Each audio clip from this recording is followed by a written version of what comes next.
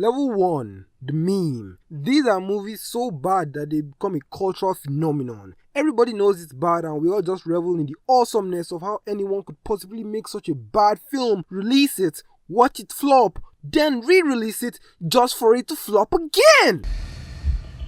It's Morbin time.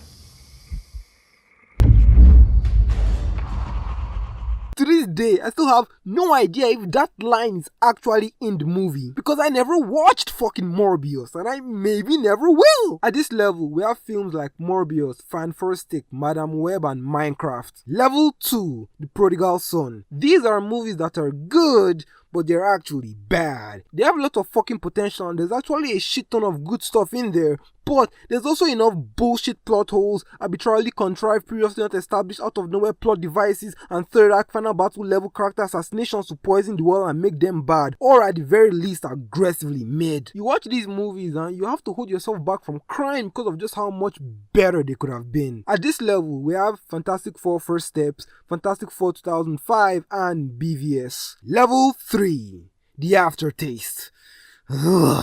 We don't gotta talk too much here. These are your standard shitty sequel movies. The worst examples of this level is when you get an awesome origin movie, somehow manage to get an even better sequel, then the third movie just completely shits the bed. Or somehow equally as crazy, you get a great first movie on a tiny ass budget of 55 million, it goes on to make $1 billion at the global box office, so you 4x the budget for the next one, foolishly decide to make it a musical for some reason, and it doesn't even make 25% of the first movie's box office. At level 4, we have The Illusion. These are the cataclysmic kinds of bad movies because they suck so much fucking shit from beginning to end, but for some reason, everybody on the planet thinks they're the greatest films ever made. If you sit to think about the world building mechanics and plot structure of these films, it's not hard to see why they're so bad. They sometimes even make over $1 billion at the box office, which is extra bad because you combine that big ass box office number with the universal perception of this shit being a great film, and studios are just gonna keep pumping out the slop. But that was Disney Plus's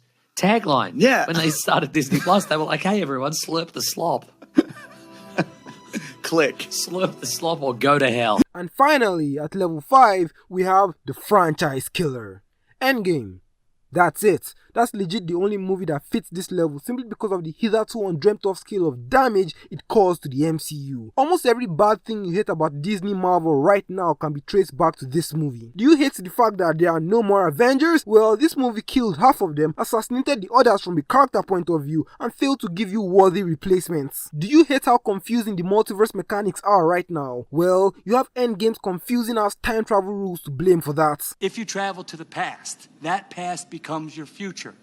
And your former present becomes the past, which can't... Shut the fuck up, Bruce. Tired of not having a central leader you can follow and emotionally latch onto? Well, Endgame killed the last one, which was a good decision and the logical conclusion to that character's story, but then they thematically assassinated his replacement because Captain America would never abandon the world to go get some fucking pussy, bro. He just wouldn't. I fucking would in a heartbeat, but that's why I'm not fucking Captain America. Don't get me wrong, he definitely deserves it and he should for sure go fucking do it, but he's just not that type of character. And as if that wasn't bad enough, they fucked up his movie franchise by not giving the shield to Bucky, who has very clearly been set up from the beginning to take up the mantle. Tired of seeing Marvel actively trying to replace your favorite male characters with subpar, uninteresting female versions?